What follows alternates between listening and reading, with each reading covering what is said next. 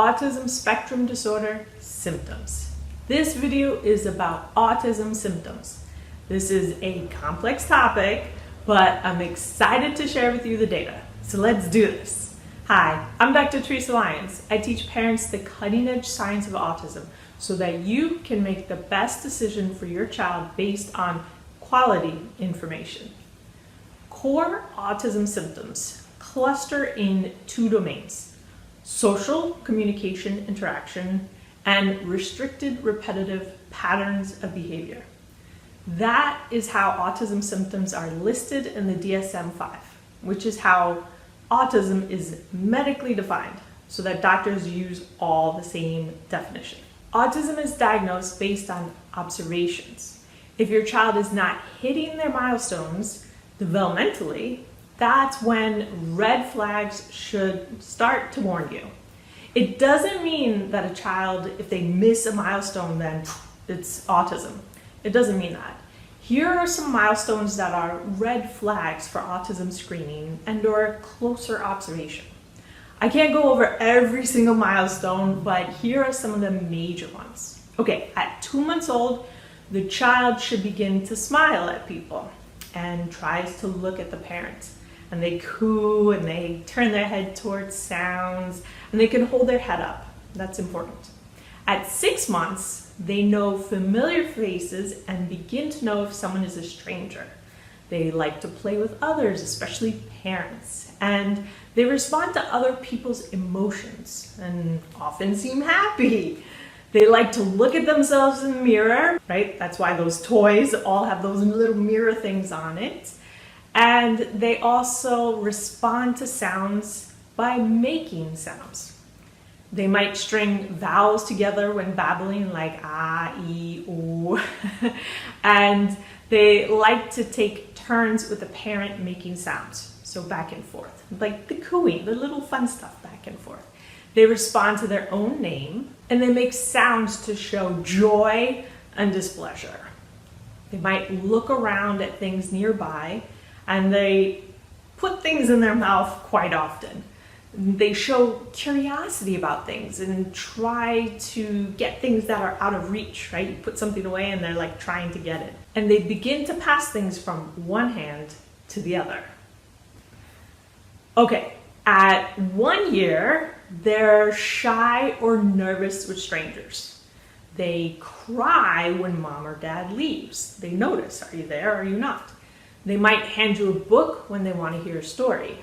They could repeat sounds or actions to get attention, and they can assist with getting dressed. So they might put out their arm or their leg or put out their foot for the sock. They play games such as peekaboo and patty cake. That's one of those fun things, and it's just natural. It's fun. They can easily mimic you.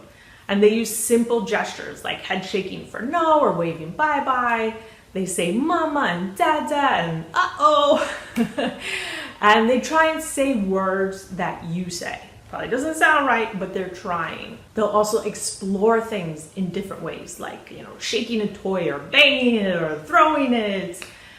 They also find hidden things easily. So you might want to just put something in another room to get them to stop playing with it, and they're going to go in the other room and try and find it. They'll also copy gestures, and they'll start to use things correctly, like drinking from a cup and maybe brushing their hair or brushing their teeth, trying at least. And they might start to bang things together, like, oh, what happens when I do this?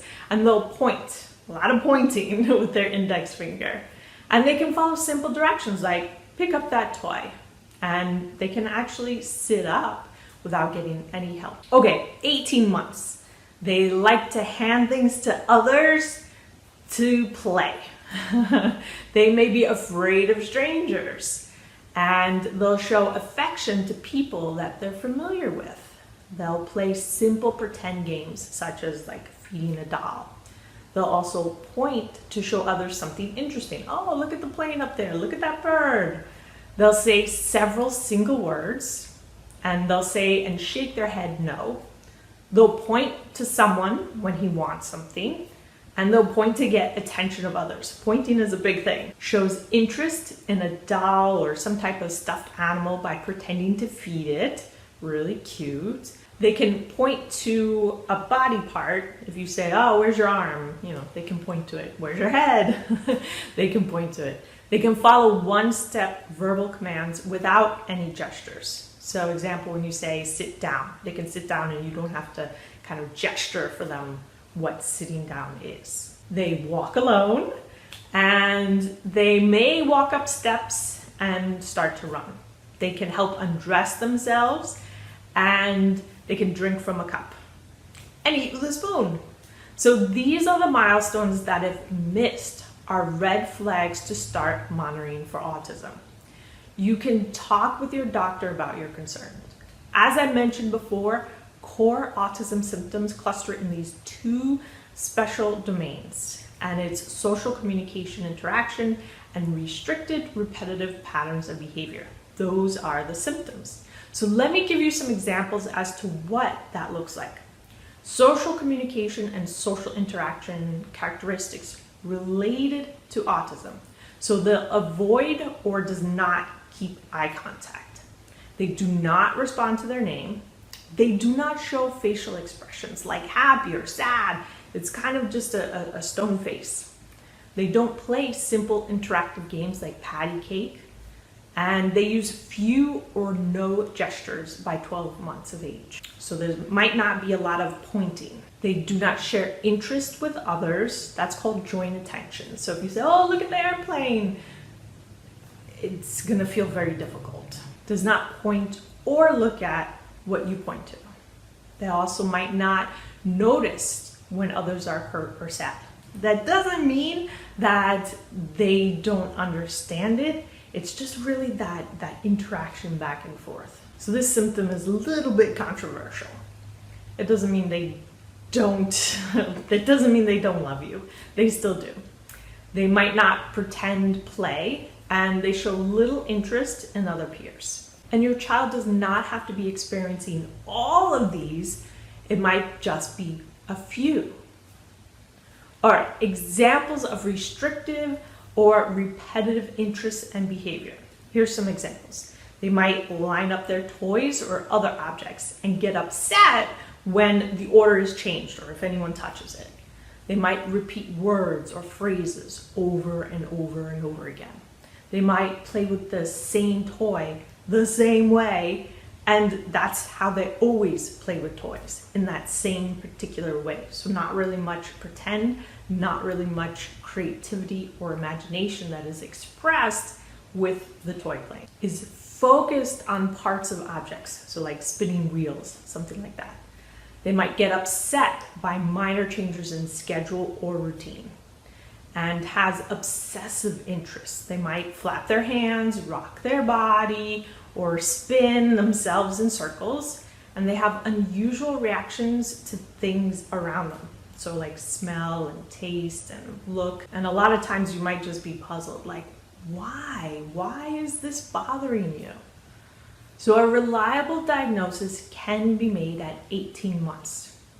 Those developmental red flags, if they're not addressed, then the symptoms I described is what can be seen as the child gets older. Remember, diagnosis of autism is based on observed behaviors. And don't feel bad if you've missed some of these red flags or didn't even know that these were red flags. My daughter wasn't diagnosed until she was 3.5 years old. Yes, it is better to get a diagnosis early so that there is less catching up to do, but it doesn't mean game over if your child is diagnosed later in life. I've worked with clients in their 50s and they've seen changes. Anything is possible, so don't let your guilt stop you from taking action, and especially don't let someone else tell you what kind of life your child can live. Anything is possible.